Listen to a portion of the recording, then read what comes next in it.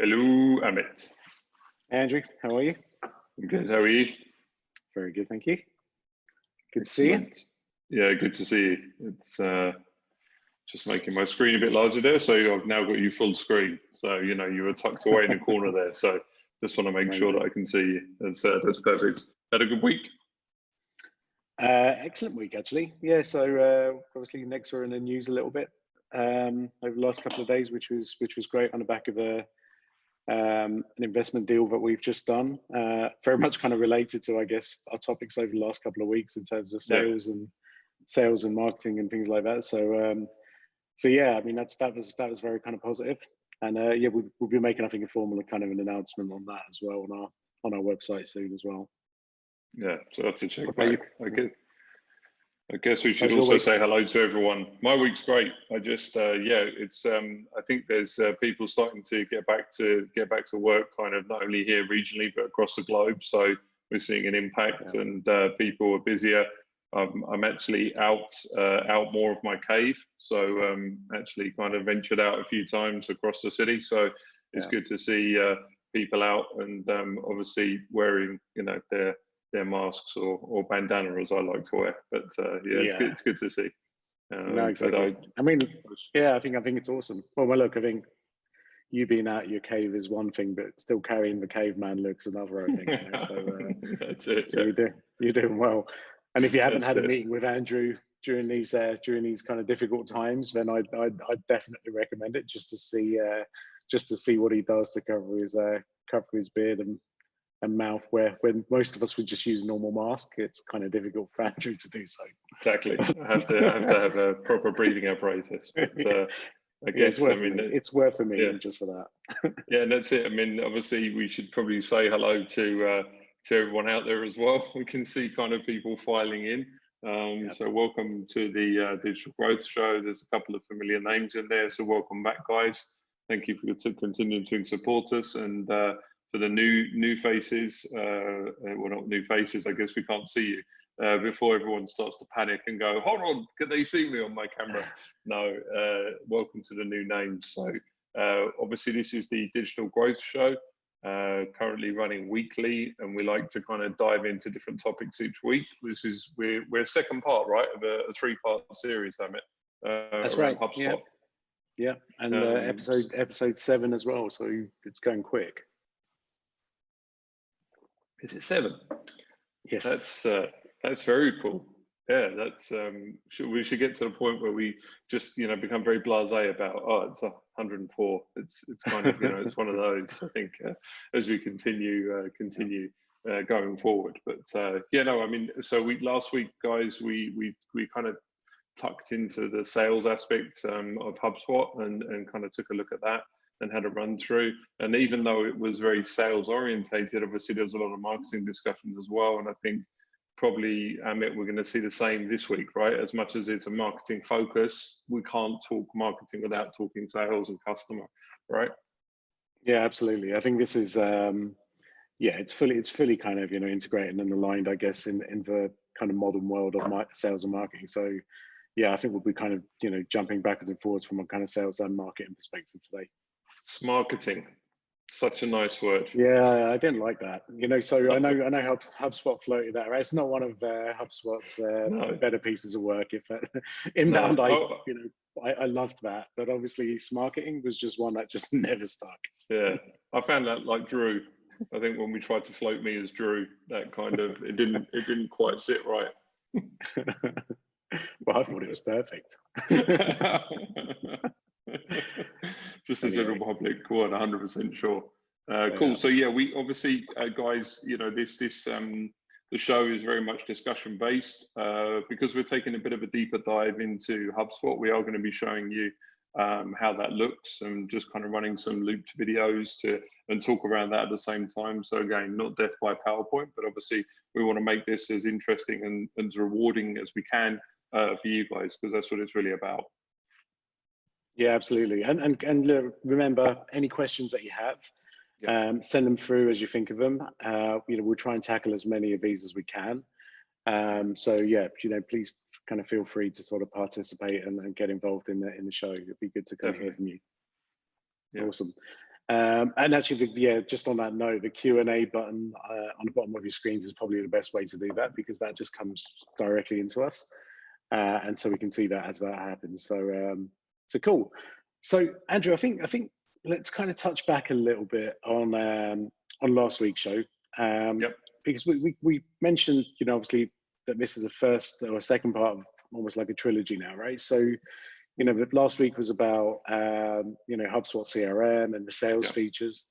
Today we're kind of focusing on marketing, but I feel as if it might be a good point to try and explain to everyone why even HubSpot is split into different packages, I guess. Different platforms, different options. Shall we kind of dive into that a little bit? Let's do it. Yeah. Do we want to ask if people are using it first, or do you want to jump straight in and go through? We can. Let's do that. Let's get a sense of the room. Cool. So, guys, we're just going to pop a poll up, and very simple. Just let us know if you're a HubSpot user or not, and if you are, are you kind of using the CRM only? Because I know there's a lot of kind of free CRM users out there. If you're using the marketing piece, then let us know as well, because I think it will kind of be very helpful in terms of what we talk about. And if you're using maybe some more advanced kind of sales features, let us know there. And if you're not a user, then I hope you're in the right show. But we are going to be helping those of you who aren't using the product, and really kind of talking about perhaps why you should consider it. And actually, maybe on that note, I'll just let this run for another 3 or 4 seconds. I've got some more coming in. Perfect. I think what we missed out there actually, Amit, was all 3. I'm using CRM, marketing, and sales. Well, or maybe people just chose their favorite one. How's that? Okay. All right. Awesome. So again, a bit of a mixed bag. So some HubSpot users and it's about 2/3 of HubSpot users and a few of you who aren't using it, which is cool. So do you know what I think will be interesting, Andrew? Why don't we talk about our journey with HubSpot? For a bit of context, because I almost feel as if people kind of just think, okay, you're a marketing agency, and now you're a HubSpot partner. The journey wasn't as straightforward as that, right? I think it was there's some different sort of complexities involved. How far do you want to go back? Do you want to go all the way back to Vegas, or? Yeah, why not? So, unfortunately, that story has a potential to be amazing, but quite frankly, isn't. So let's go back, and I can't remember what year it was now, but it was maybe 7 years ago now. 7 years ago, right? Nearly 8 years, yeah. Yeah, so I was at a conference in Vegas, and the event was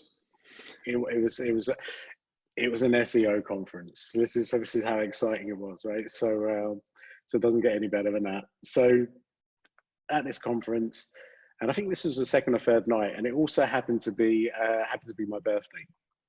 So I'd had a couple of late nights, the previous couple of nights. I was feeling sorry for myself because I was in Vegas. Well, that sounds crazy as well. I was feeling sorry for myself. That's not a statement you can make. Right. So I was like desperately sad because I was in Vegas, but in reality, I was away from my friends and family and all that kind of stuff. So so we went out for a nice meal for my birthday with some of the guys I've met at the conference, which was really cool.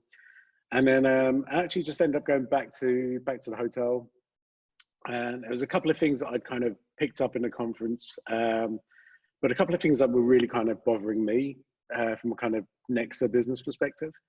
And the first of these was really kind of focused on the marketing tools that we were using. It always seemed very kind of disjointed that we were using one email system, maybe a different kind of marketing, CMS, different landing pages, something that we use separately for campaigns, and it just felt very disjointed, right? Not just in terms of actual processes, but in terms of data. To try and get any kind of real data insights out of all of these activities was just painful. And so I think we got to a crossroads, and it was almost the case of, okay, well, do we now invest in our marketing team? and grow that out? Or do we invest in marketing technology, which was still relatively new at that point, right? So, you know, there was, you know, things like Salesforce and stuff like that were still kind of out there. But marketing technology, rather than kind of email marketing systems and maybe, you know, some, you know, fancier versions of Google Analytics. Aside from those, there wasn't really kind of much out there, right? And so I kind of sat there and I just literally started this journey of kind of researching. And I think over a space of about, must have been about 4 or 5 hours, I'd downloaded 3 versions of a whole host of different pieces of kit, HubSpot being one of them. But, you know, we looked at Marketo and a few other things as well. And literally just pretty much from the off, HubSpot just seemed to be much more kind of user-friendly. The other systems were very much, I don't know, clunkier IT systems, I guess. And you know, if you guys have ever seen screenshots of Salesforce 10 years ago, you know, it was literally it was designed by aliens for aliens, essentially, right? I mean, it was just like made no sense to anyone else. And but HubSpot seemed different, right? It just looked like it was a user-friendly platform. All the buttons are in the right place. You know, so I just kind of liked it, and then fell asleep at what must have been, I don't know, must have been about maybe 2 a.m. And then got a phone call waking me up about 45 minutes later from this Spanish guy based out of Dublin who worked for HubSpot.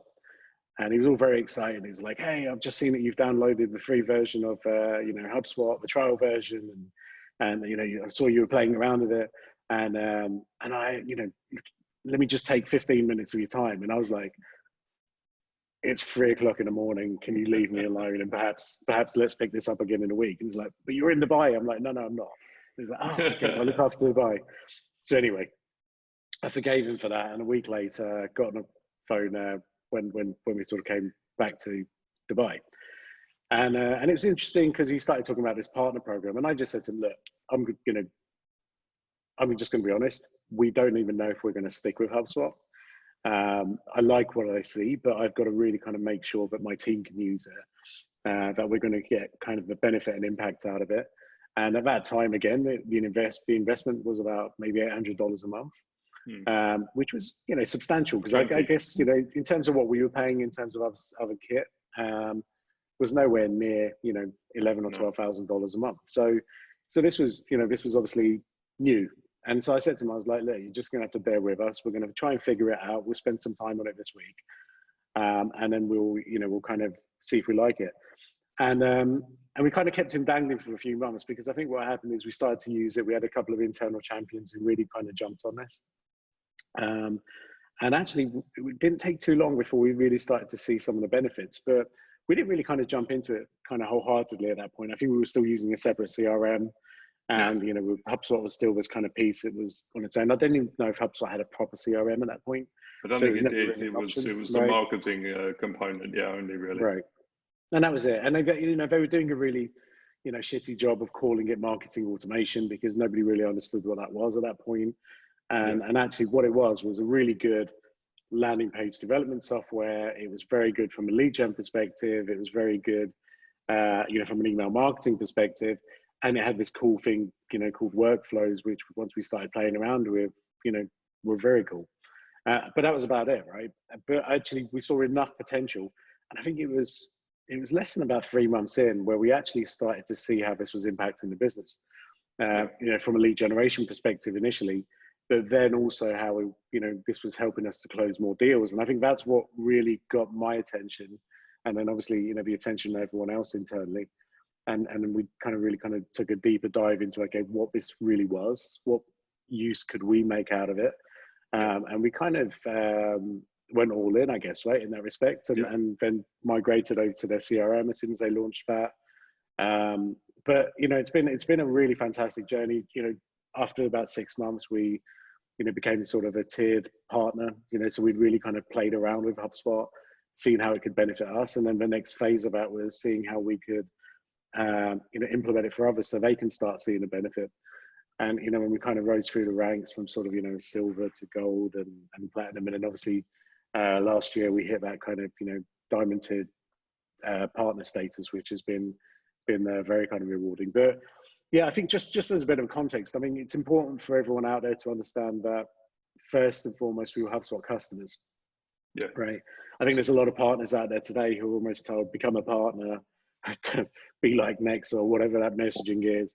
But you know, you're going to have to become, you know, you're going to have to buy some of that software on the back of it. Whereas our journey was just, I would say, much more human. Right. We saw something, we tried it, we liked it, we started thinking about it a bit more, and then we've, you know, thought, how can we help others with the same, you know, who are perhaps in the same position, you know, which, and I think that's really important, because I also think it allowed us to, you know, hack into HubSpot, really kind of understand it. HubSpot, I think at that time, was still trying to push us to use every single feature on the platform. Yeah. Whereas we just didn't need to, right? We were seeing an impact using maybe 4 features. And I think that's quite important, you know, from, again, the, you know, humanization and a business focused perspective of this. So yeah, I think that was kind of important. I was, you know, thinking I'd get that done in about 2 minutes, but obviously just looked at the time and I went on a bit longer than I thought. But that's fine. It's good. It's a good Jack and Ori, so that's fine. It's good. People need to. I think people. I think it's good to understand context and kind of where we are today with, you know, HubSpot as and how we use it internally as Nexa, but then also how we, you know, ultimately help other companies out there, you know, utilize the best bits of the obviously different parts of the platform. So I think that's you know, with the value, and because we use it, we understand it, we've had to play around with it, we've had to hack it, as you said, you know, and fit it to our requirements. So I think that obviously helps. So yeah, I think I look, just like last week, you know, we showed some elements associated to the CRM and sales that, quite frankly, I don't think other people would demo, you know, because we were trying to show the cool features, the features that people would actually use, versus just kind of bog standard, yeah, this. And obviously we want to try and do that as well today. Yeah, absolutely. And look, I think it's good just to go back, I think, while we're kind of providing that context, you know, and talk a little bit more about kind of, you know, HubSpot's kind of approach to HubSpot, I guess, if that makes sense, right? Yeah. You know, HubSpot, you know, for those of you who've ever kind of, you know, researched anything online, you would have come across HubSpot in some format, right? So, you know, they've been absolute sort of pioneers from a kind of inbound marketing perspective, which was a term that they coined, you know, when they first set up. Which was really interesting, actually. HubSpot decided when they launched that instead of spending huge marketing dollars on trying to get people to buy their software, they, you know, came up with the term inbound marketing and decided to put all of their marketing budget into marketing that term. And that's really been, I think, super powerful for them. But I think in those days, you know, what they were talking about was inbound is that you create lots of content, and that's all about marketing piece. And then, you know, people who are searching for things will then find your content or your website, and then based on that, you generate a lead. And then once that lead's generated, it goes into sales. And then obviously, if you close that deal, you have a customer, right? And I think HubSpot kind of looked at it in a very kind of simplistic way, up until a couple of years ago, Andrew, when they introduced this fancy, colourful flywheel. Was up on stage a couple of years ago, yeah. Right. Yeah, so Brian Halligan, who's the CEO of HubSpot, one of the co-founders as well, got up on stage at one of their big sort of their main big sort of annual event, and said, right, funnel is now dead, and you know, this is the flywheel, and we made a big mistake before because we didn't put customers at the heart of all of our activity, and customers need to be in the middle of everything we do, and we have to be customer centric, and we have to do this, and he put this big sort of fancy flywheel up on the screen, and then basically had a real flywheel as well. Actually did, that's right. Yeah, but was it Wheel of Fortune? One of those things, Wheel of Fortune, right? kind of thing, yeah. So yeah, and it was basically, you know, spinning around, and he was just trying to show that you know, with his flywheel, you've actually got, you know, different parts of that whole customer journey and how a customer engages with your business, right? From a marketing perspective through to a sales perspective, and if you close that customer, then you've now got to service them. And I think part of his methodology of why this now becomes cyclical is, you know, if you service them well enough, then actually that refers into you know, people out there who are going to promote your business, right? So they start to do the marketing for you, and you know, that kind of feeds into this endless funnel of joy and and money and revenue and sales and anything else I think about he wanted to add in there. But at the heart of it all was customers, which I felt was obviously very important. And I fully buy into this model. I mean, what was your take on it, Andrew, when they launched this? Yeah, I think it's quite amusing. We kind of post event, we held a hug, which is a HubSpot user group. Obviously, for we look after that for here in the region, and that invites people using HubSpot or that haven't used it, and we do like regular updates on the back of that. And I think the interesting thing was that still the pressure, not pressure, but there was that kind of the funnel's dead and funnels moved away. Let's talk about the flywheel. But those first couple of times, I remember trying to explain what the flywheel was. I got lost. So I kind of, the flywheel effectively spun off like a Catherine wheel and kind of started going elsewhere. And I still think that, what we've been able to do really is almost decipher some of this code to people and kind of really simplify it as well on how we use this. So I'd say that still funnel is relevant. I think people still understand the funnel. I think, I still catch myself, as it were, talking to people through the funnel. So yes, customer is still at the heart, but there's still a journey. There's a customer journey that they go on. I think what they were trying to say, obviously, also from a HubSpot perspective, is it wasn't necessarily straight line or straight down. I think that's obviously, yeah. Which I think makes sense. And I agree with you. I mean, look, and the next slide is very fun. It's a funnel, right? And there's good reason for it. But I think where the interesting part of the flywheel was and is, and I think the big takeaway from that is the notion of friction. And basically, if a wheel's turning, the only reason a wheel stops is because there's friction. Okay. Yeah. And what he was saying, and he's kind of developed this into that more of that kind of, helping companies create frictionless models. What he's talking about there is saying, look, there shouldn't be any friction between that marketing to sales handoff, right? Yeah. So I've gone onto a website, I've generated a lead because I'm interested in that product or service. That sales interaction that happens straight after that has to be seamless and has to be frictionless, right? Exactly. If I've already told them what I'm interested in, I expect somebody to understand what I'm interested in when they start to sell to me, right? Yeah. And from a similar perspective, once somebody does sign a signed contract, and service takes over and operations takes over in a company, that's got to be frictionless, right? Because if the minute you sign a contract, you're excited, you're eager to get going, but then if nobody contacts you for a week, all that buzz is gone, and obviously you've created a whole load of friction, and people start to doubt whether they've made the right decision.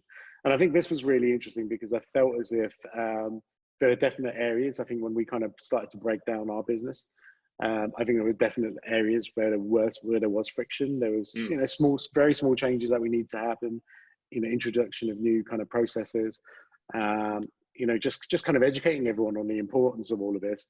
But I think then we did have, for sure, a flywheel with much less sort of friction in it. But the nice part of this is, I think there's always going to be friction, right? And I think, the goal of a business really is to eliminate as much of that as possible. Because I think it just helps drive growth. And obviously the main reason behind all of this is they want to help companies grow, right? Exactly. Yeah. So we'll move on to that next, the funnel, right? So we chose a very, very kind of simple funnel here just to kind of go into. Colourful that as well. Very colourful. Right. You picked this one, Andrew. This is, I know, yeah. Again, it's nice, right? Got a nice warm vibe to it. This is definitely something Drew would have chosen.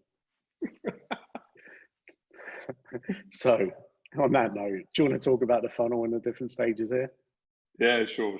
So obviously, we can apply this to a lot of business, in fact, most business, on the way that effectively they generate new customers. So what we have obviously at the top here is a bit of a lead machine, as it were, and those leads may be coming in from your typical kind of environment, from a search perspective, from social, from referrals, from partners, etc.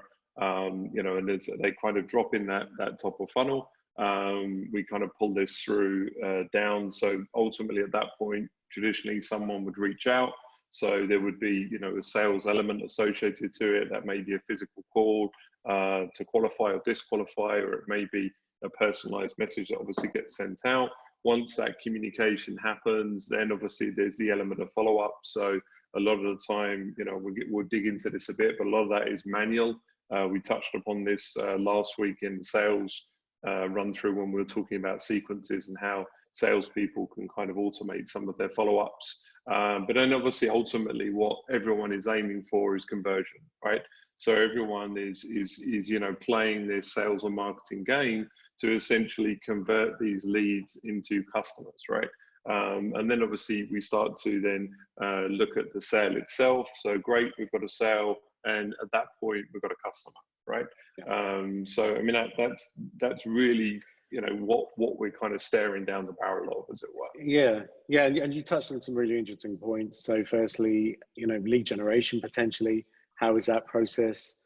How is that kind of process managed? The process of sales calls. I think if you start to look at all of these as different processes, you can start to see potentially where there's some friction, right? Where perhaps, and I think it may be friction, departmental friction. It may be like simply platforms that people are using. So you know, there may be partner friction. So perhaps someone is using a couple of different partners to actually generate the leads for me, for example. They're coming into a decentralized system, so you know they're not sure where those things are coming from. It may be departmental as far as the handoff from sales to contracts, as you mentioned. So there's a lot going on from a lot where we can kind of get that rub. Yeah, and I think it's exactly that, right? So you know, and I guess in the HubSpot world, the way they kind of talk about this is, look, if you don't really need a manual process within any of these stages, don't use a manual process, use automation, right? Reduce that friction, because essentially if you've got a strong, reliable automation tool, then, you know, there's no real need for human interaction until perhaps, you know, you get to that sort of conversation stage, right? Yes. When you know that, you know, someone is qualified, they've been through a process, you know, the process has been automated, so you know they've been through that process. And, you know, at such time as when they're kind of ready to have that kind of sales call, sales interaction, you know, perhaps that's when we start to kind of introduce kind of, you know, humans into the mix. And and I think it's quite interesting in terms of how HubSpot kind of framed that. So, you know, and again, when we look at this funnel, you know, for me, this is, you know, while it feels like a sales funnel, it's also, I mean, it's a marketing funnel, right, as well. Yeah. So, you know, so from that kind of lead generation top piece all the way through, you know, for kind of real, you know, sales and marketing alignment, marketing needs to be involved in all of these, right? Completely. So, you know, from not just from a lead gen perspective, because that's typically where it stops, but actually if marketing were providing insights for the sales call is going to be better. If marketing were driving the messaging for the automated follow-ups, that's going to be better, right? And if marketing were really kind of setting up those conversations so that, you know, the customer or potential client fully understands what they're buying into, and the person who they're going to be speaking to knows exactly what those expectations are of that customer, then I think you have something which is really nice, right? It's something that becomes, you know, it's just almost like a bit of a kind of dream sales scenario, right? You know, you just getting two people to meet and shake hands at the end of a deal. Exactly. And this falls into the way that, you know, business is increasingly done now, where, you know, as an individual, I do my research. You know, I do have the ability to go online to look at, well, just like you did. I mean, that was even 7 years ago.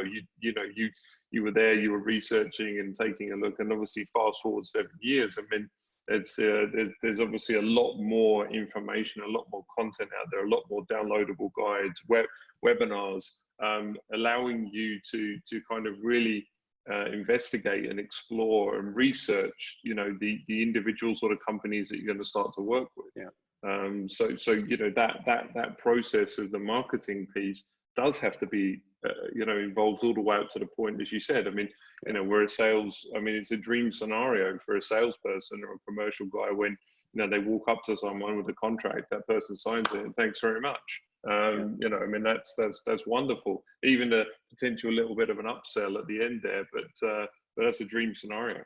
Yeah, absolutely. And I think, look, you know, again, part of the reason why we did this is because we had marketing pain points, right? I just didn't really like, you know, how kind of disjointed our kind of marketing operations were at that point. So I think again, it's perhaps a good place to launch our next poll. And that's again just to understand what kind of pain points you guys are kind of suffering with from a marketing perspective right now.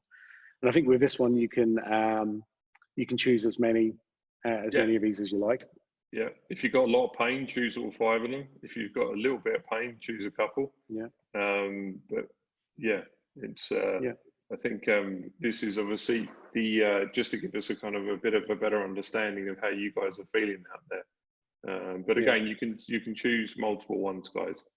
Yeah, and I think look, let's just while that's kind of coming in, we didn't have a lack of tools at that point. We had probably too many tools. Lack of resources, because that's where we were looking at, do we need to increase the size of the team? Budget, small business, we had to obviously make sure we were careful with money. IT support was an issue then, because when we did want landing pages and things like that, we needed the support of IT. And internal buying, not so much. But the other ones are definitely kind of relevant. So yeah, guys, if I'll keep it up for a couple more seconds. If you can just share whatever insights you can, I think that'll be useful for everyone. Okay, great. And I'll just share those results. And again, pretty interesting. So budget certainly does come into play. And I think that, one of the biggest parts of, budgets, I guess, come down to 2 areas. One is that if you're going through that kind of, marketing, a building of your marketing team, then perhaps, budget comes into play when you don't have enough, enough budget to hire more marketing people. But then the other side of it is, okay, well, how do you offset that, right? So if you can't, suddenly hire 3 or 4 marketing people to look after different parts of it, I think that's where sort of technology really plays its part. And and I if I'm honest with you, when I first looked at that investment of $800 a month, I felt it was really high. Really kind of personal experience. I felt, is this really going to show the impact that we need? Yeah. And within 2 years, we had upgraded to the enterprise platform. And the enterprise platform in those days started at $2,400 a month. And literally we tripled our investment still as a small business, because actually what it was doing was actually saving us the cost of perhaps 2, 3, 4 individuals that we would have had to hire had we not engaged with HubSpot. And at that point, if you're talking about $2,500 a month, we pay substantially more than that now, even as a diamond partner. HubSpot needs to sort that out, by the way. But even as a diamond partner, I'm quite happy. For me, that's still one of the best investments that we continue to make. So I think that's important.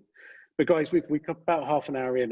I think, Andrew, let's run through some of the features, because I'm sure. Yeah, we've been teasing enough, right? It feels like it feels like a proper tease this week. Yeah, it's like this. I can see people kind of keyboarders going, "Okay, guys, this is cool. We love it, but let's kind of see the goods. Show us the goods." Yeah, cool. And I'll just load up. So sorry, guys. So we have got more slides, even though we promised you this would be a slide-free.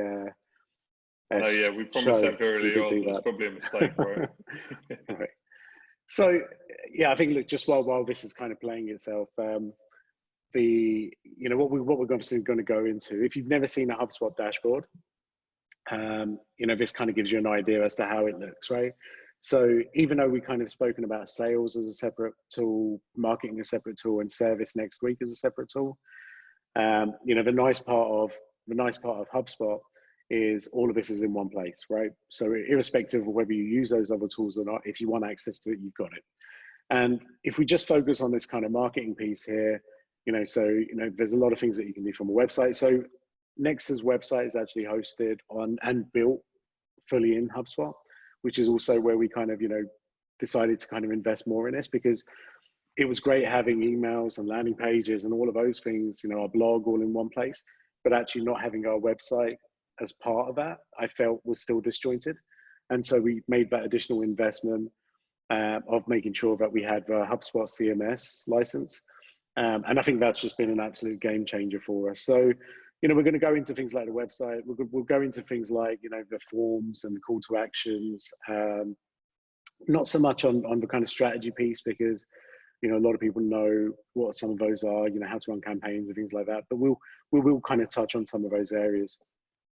So just to kind of get started on that part, you know, when we kind of speak about the sort of key features, Andrew, you know, what are kind of features that kind of come to mind for you? I mean, so I guess this pops into, I mean, on a regular basis, obviously now, the whole team is kind of presenting the platform to prospects that are interested, you know, may have gone through similar kind of journey, learning about HubSpot. HubSpot have said, okay, talk to Nexa, you know, they're our diamond partner here, have a conversation with them. And I think that, you know, the interesting thing is that we kind of fall into some of the kind of areas that do pop up are things like, well, okay, from a lead gen perspective, how am I, you know, can I manage my ads? Can I track my ads in there, or do I need to have something separate? You know, can I, how does the, you know, landing pages build out? What about some, you know, some of these workflows? I don't understand it. What's the automation piece? So I think, you know, you kind of, the conversation is guided really by what we tend to show. But I think, you know, up front, we talk about the dashboard, we talk about the reporting, because that ultimately is everything that is what drives everything else, if that makes sense. So, you know, we take a deep dive into data effectively. So all of those are kind of nice, and they're toys effectively, and they're great toys to have, but they don't, they do nothing without the data. Yeah, and I think the important part here as well is again, you know, these are some of the kind of practical key features that we like. Yes, exactly. But you might not need some of those, right? No. And the reality is we, you know, we don't use all of these maybe to their full extent ourselves. But you know, these are the ones that we really do feel, you know, do deliver value. And actually, from this list, you know, if we kind of really look at the HubSpot marketing piece, this is still only some of the features, right? There's a whole load of features that we haven't even mentioned here, you know, that you might have even seen on previous screens. So yeah, I think let's kind of look at this, you know, in a little bit more detail. So, you know, the one thing I love this for me is our kind of, you know, marketing or activity dashboard. And the reason I like this is on one page, I can see exactly what's going on, right? What does our marketing look like for that specific period? You know, from how well our blog articles are performing, you know, how our landing pages are performing. But actually what I like more about this more than anything else is I get to see, okay, look, how many sessions, how many new leads have we generated? And on the back of those new leads, what does that kind of sales pipeline look like? And for me, I think on a very kind of personal level, you know, I try to look at this at least 2 or 3 times a week. But the nice part of it is I don't have to look at everything for hours on end, right? Within 2 minutes, I've got a pretty good idea of exactly what's going on. Yeah, I mean, I think it's also important to say at that point as well. I mean, these dashboards is nice to jump in and pop in on, but you can also automate, and we're not going to take a dive into this, but you can automate reporting. So actually in the morning in your inbox, there can just be a simple report as well. So, you know, just back to that automation piece. Exactly. And I think one of the things that we showed this slide last week on the sales show, but again, super relevant from a marketing perspective. Yeah. You know, as embarrassing as it is showing, you know, that I've got no kind of social life, but you know. Well, I think we've already established that, you know, Vegas, right? So I think, I think people are okay. I think they realise you do have a social life. Okay, fair enough. So, I mean, just from my perspective, again, you know, how important is it that people are not only visiting the website, but understanding what content they're digesting when they visit the website? You know, and I think one of HubSpot's key features is that, right? And we're talking about this kind of website activity piece here, where, you know, you can start to track how effective the content is on your site. And I think that for me is a really kind of interesting tool. But from a marketing perspective, we start to see, okay, well, if people are engaging with this type of content, does that mean we need to create more of that content? You know, they're not really engaging with that other type of content that we've created. You know, and you start to get real insights. And I think the key to that is people will say, yeah, but Google Analytics tells us the same. The only difference with Google Analytics is it won't tell us who's looking at that content on an individual level, right? So for example, if any of our team wanted to go back and see, okay, what pages am I going on? There'll be a full track of those visits and every single page that I visited, right? And I think that's where the power is. Now, if I was a customer, people can now go in and say, okay, well, which pieces of content did Amit engaging before he became a customer, right? Exactly. And then you can really start to become much more sort of scientific in terms of the content that you produce on the back of it. But what I also like on the back of, you know, this same view, you click on sort of filter activity.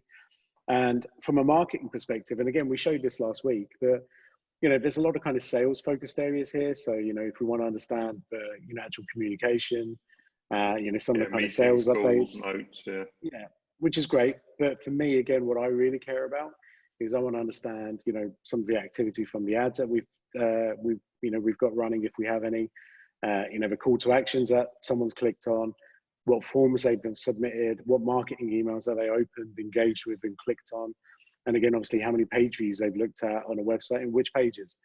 And then for me, also, this is really important as well. So, you know, we spoke about integrations, and we will do again a bit later. But are they engaging with our WhatsApp feature? You know, are they engaging with SMSs? Are they engaging with proposals and videos and surveys and all of that kind of cool stuff? So at least we can then turn around and say, okay, well, look, this person here, you know, has watched 4 videos, but not only watched 4 videos, but actually has seen, you know, X percentage of each of these videos. So at least we understand their level of learning and education as well. And I really like that, because again, it really kind of guides us in terms of, you know, what we should be kind of focusing on. Yeah, sorry, I mean, I was in the middle of a coughing fit, so I put myself on mute.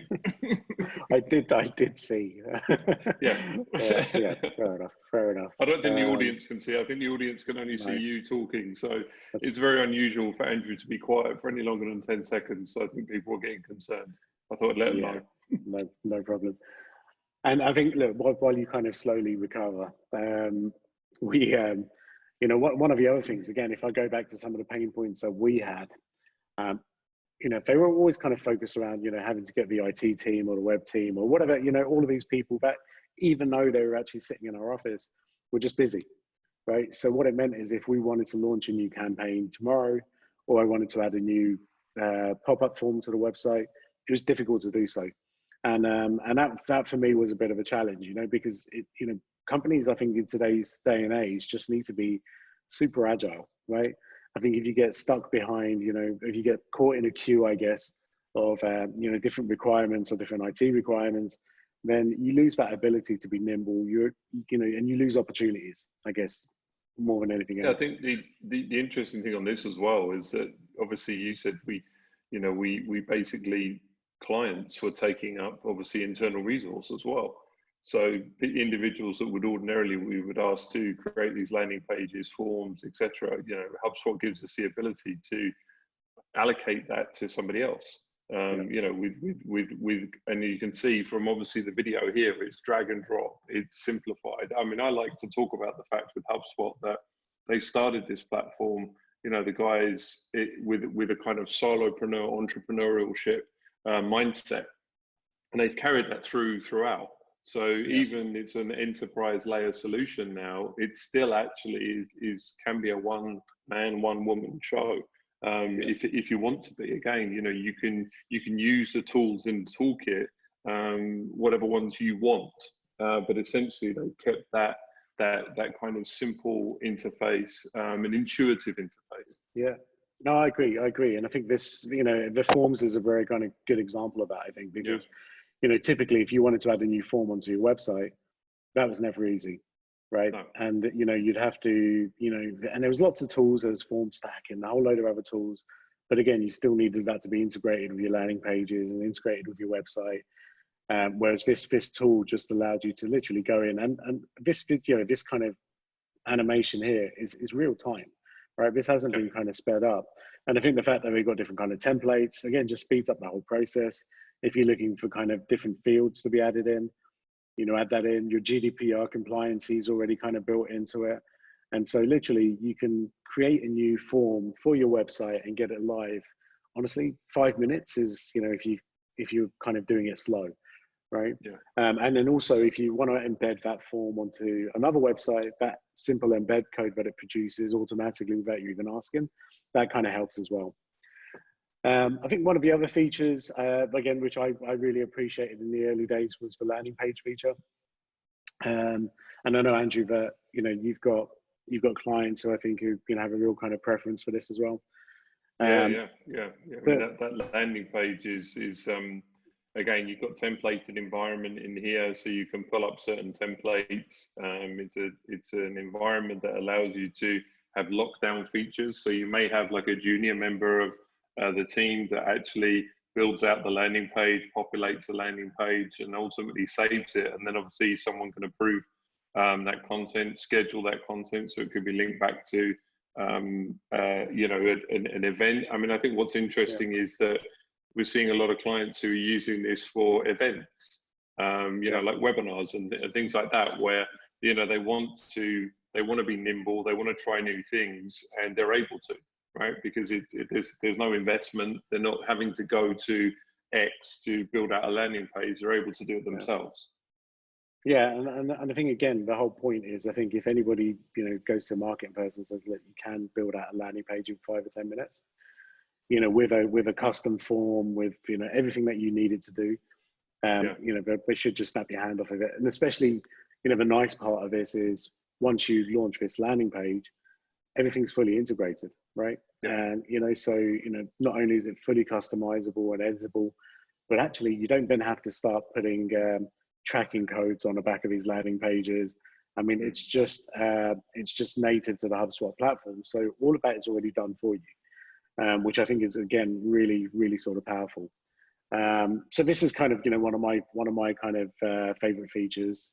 I know you're a fan of the ads product, Andrew. So I really like this. I mean, so for kind of just, this is kind of what excites people, really, because there is sometimes a lack of transparency, from if you're using an external agency or using a partner to deliver that top of funnel kind of leads, to understand the expenditure, where is the money going, how is it being spent, and ultimately, giving validation to it and tracking it back. So can I attribute this customer to this investment? And I think this becomes even more important now, where ROI is obviously it's always been big, but now even more so. We've already seen people lack a budget. So if that small budget that I've got, how can I make sure that I do this? So the ads piece for me is fantastic.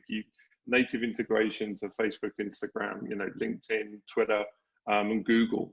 So you can build out the campaigns in here. You can track everything. You can start to build out audiences based on that data. So more importantly, again, building out audiences on your customers, right?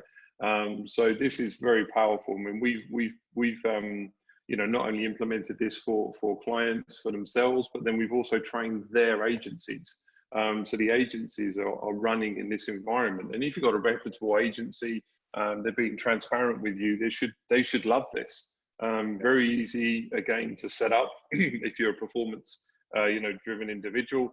And obviously, more importantly, it's there. And again, going back to the very first point with the dashboards, Amit, that data is there, right? So you can kind of see, and even down at that granular level, when you showed yourself, you can select ads and kind of see, have they interacted with any paid media?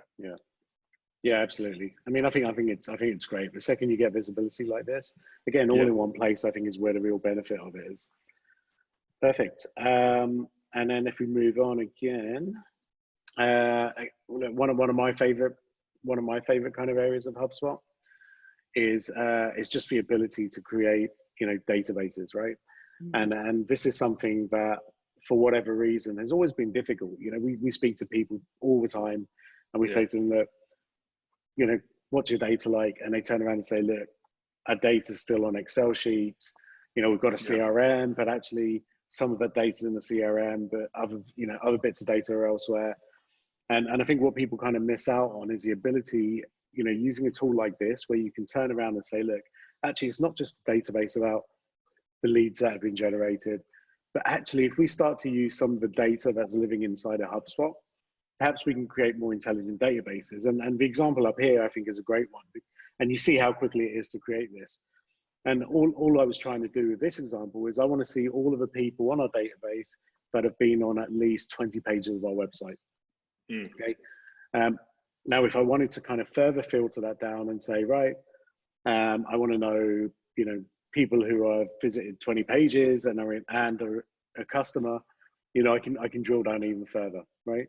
But you know, this example just shows it doesn't take too much time at all. Literally within a matter of seconds, you know, we can start to kind of pull these new databases. And then the best thing about it is we can pull those with that data. We can pull them into email campaigns. We can create an audience with it for ads. Yeah. I mean, you can do whatever you want with that data, and it's literally within seconds. So I think it's such a beautiful tool, and I just love the fact that you can literally pull any piece of information out of HubSpot to help you with that database. Yeah, I think this takes kind of the data segmentation to another level, because most people are used to communicating to a database, perhaps through email, perhaps through SMS, and it's very, you know, kind of biased or traditional data points. So it may be, you know, age group or demographic, or you know, where they're based geographically, or what service they're based, what they're interested in, all of these kind of traditional data points. But because all of this additional data lives in HubSpot, you're then able to be super targeted on you know, who you want to kind of go after. And the fact is that then at that point, it's not about the size, right? Oh, I've sent something to 3,000 people. You might send something to 300 people, but it's going to be more relevant. They're going to engage more with it. And again, you're going to see the analytics associated to that. And then obviously workflows here is, you know, you can drop them into one of those. Yeah, and I think this goes back to, we spoke about this earlier, which was in that automation piece, Andrew. So, so, you know, where we were saying, look, how can we reduce some of that kind of manual friction? You know, the challenges is whenever there's human involvement, you've always got the potential of something not working, right? Or something not happening as it should. You know, so all it takes is someone in your team to be off sick, who's been tasked with following up with a person, with a prospect that day, and all of a sudden that process is, you know, potentially broken, right? And what Workflows does here, and again, I think there's a kind of example, you can literally just create almost like that user journey, you know, based on whatever that initial touch point or interaction was, right? So I think in this case, is if somebody kind of, you know, lands on one of our you know, ebook pages and downloads the ebook, you know, what we do is we you know, we send them some automated emails. We make sure that they open emails, and if they don't open emails, we'll send them a reminder.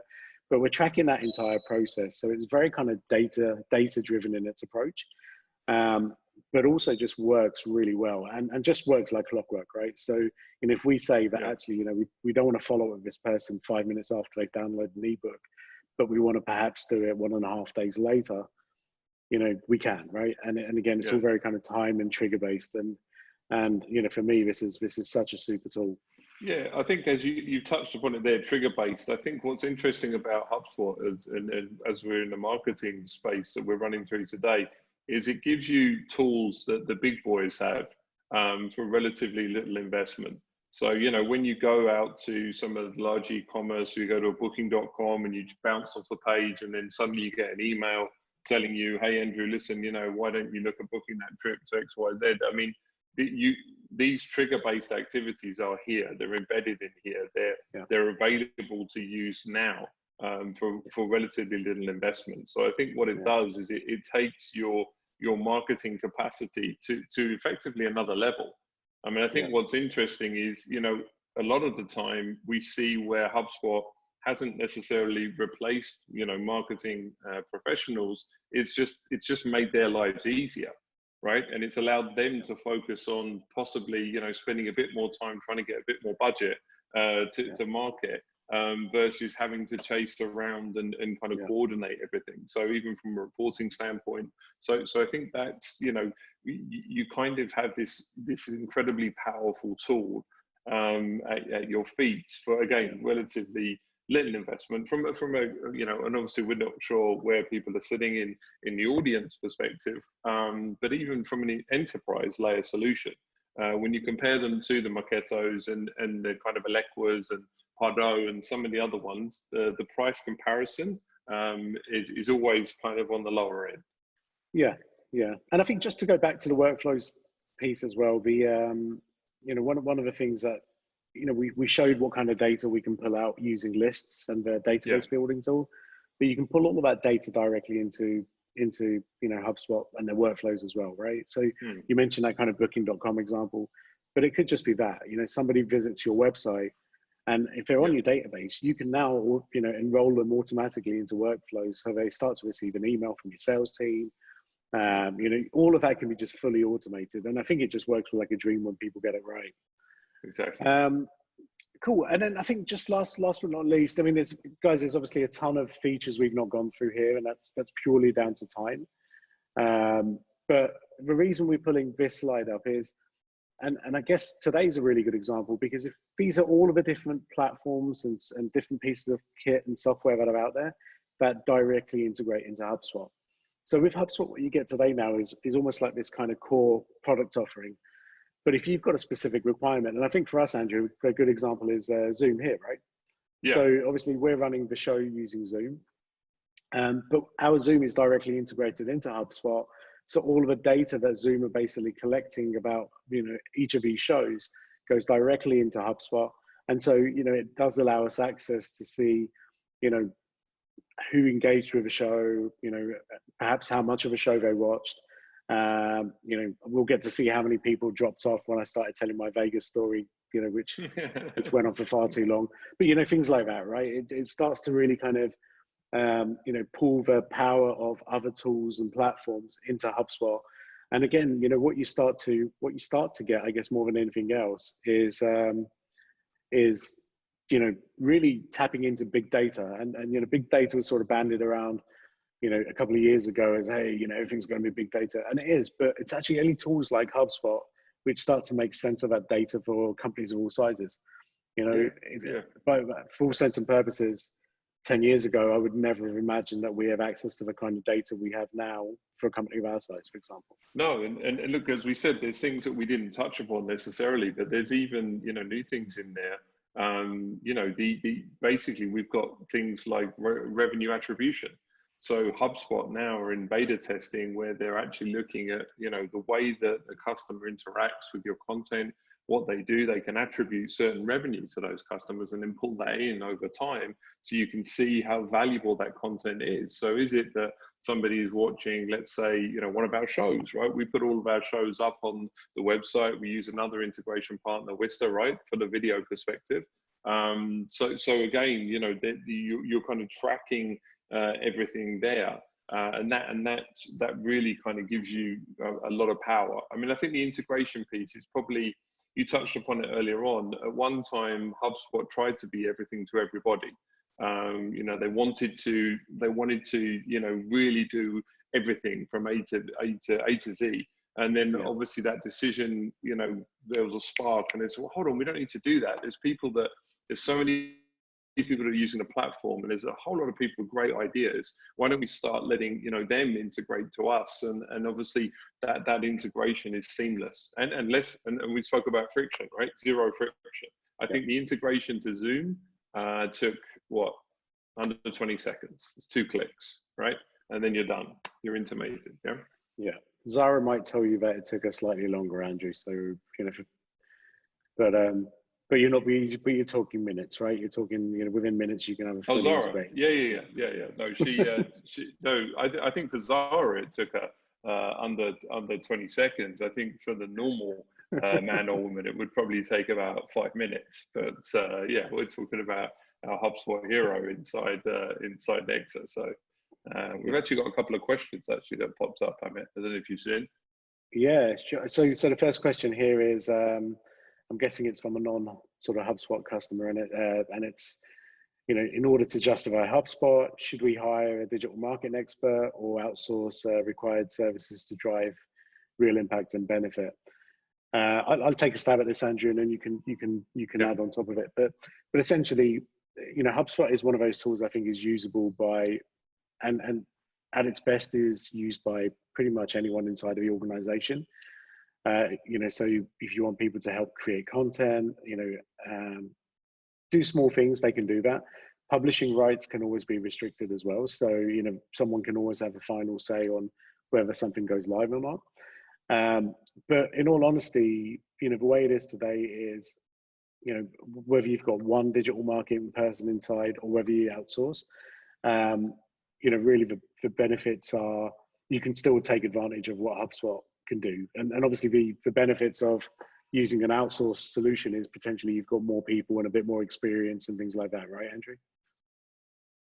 Yeah. I mean, I think the key here is the ownership of that data and what it does. So, you know, you don't necessarily need to, you know, hire somebody internally or hire somewhere externally until you reach that point where, you know, you determine that you want to, I'd say that you want to get more out of it, right? Because obviously they have made it fairly straightforward. It is intuitive, as we've mentioned. But as the platform develops, as obviously, you know, the whole marketing, sales and marketing sphere, the whole online activity develops as well, there's definitely areas that you need that expertise to come in and advise. And then it's also even from a strategic perspective. So where should I be, you know, what should I be tracking? How should I be tracking it? What can I do with it? I think that's also interesting as well, because obviously if you're not aware of, for example, the workflows or trigger-based activity or segmenting databases, you may just see that as, oh, okay, I can just send emails. It's a constant contact or a MailChimp, right? So I think it takes obviously somebody to sit you down and kind of work through it and say, well, what are your goals? You know, and then you use the HubSpot environment to kind of, you know, attain those goals. Yeah, and I think you're right. I think the strategic part of it is probably the most important in that respect, because I think like what we said earlier, you know, until you really kind of use it and understand it, you're not sure which parts are going to have the most impact for your business. And there's very few businesses today, Christ, if any, right, who are using every single feature that HubSpot has. You know, so I would say more often than not, most businesses are using maybe 60% of the platform. But that 60% is the most important part, you know, features which really allow the business to do well for them. And yeah, exactly, for them. And I think that's the key to it. And that 60% of all those features might be very different for somebody else. So the way that I kind of look at it is, you know, if you are looking at kind of getting into HubSpot, just speak to somebody who understands your business. I think that's the most important part, you know, and that's where an outsourced solution does make a lot of sense, because, you know, we've done many implementations across different industries, but, you know, obviously, you know, you can take advantage of, you know, some of that learning, I guess, from a third party. Yeah. Any other kind of comments on that, Andrew? We're heading up to the hour mark. Is there any kind of final questions, guys? If there is, please feel free to send them through. I think we might be losing Amit. You lost me. No, you're back. We're back. I'm back. We're back on. Yeah. Okay. No, we're good. I think Zoom must have got excited about us talking about the HubSpot integration or something. I don't know.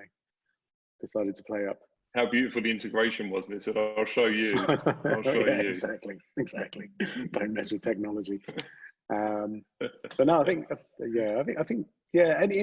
I've kind of enjoyed today, Andrew. I think it's been interesting. It's allowed us to talk about, you know, HubSpot marketing in a slightly different way than I guess we're used to.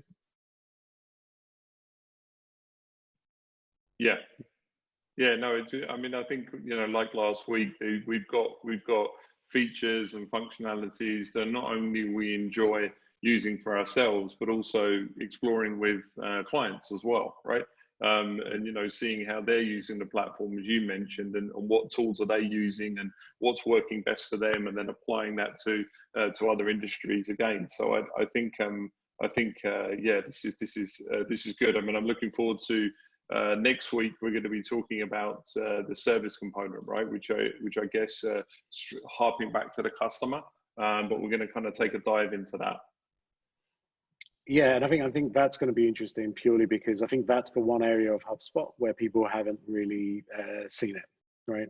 Very few are kind of using it. It's a new part of HubSpot. It's only been around for, you know, for maybe a couple of years, but, you know, they're still kind of rolling out some of the features.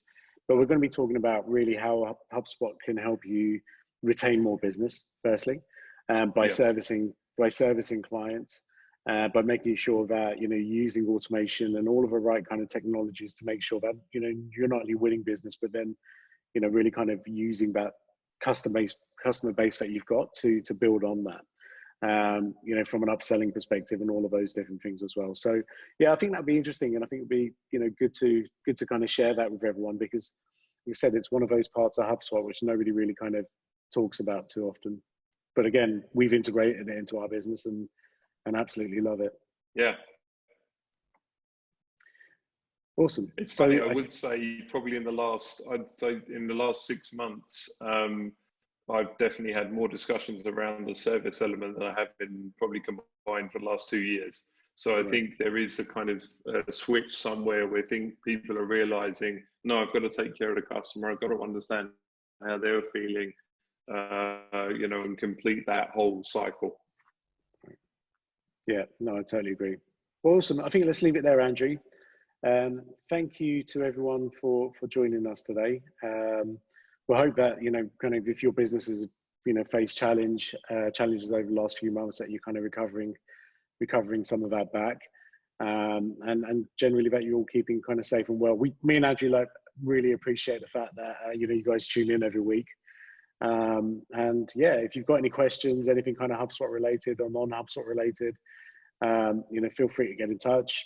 I would seriously urge you to arrange a, you know, face-to-face meeting with Andrew at some point, just so you can see his version of a mask. And and yeah, on that note, guys, you know, take care, and we'll see you same time next week. Yeah, have a good week. See you later, guys. Take care.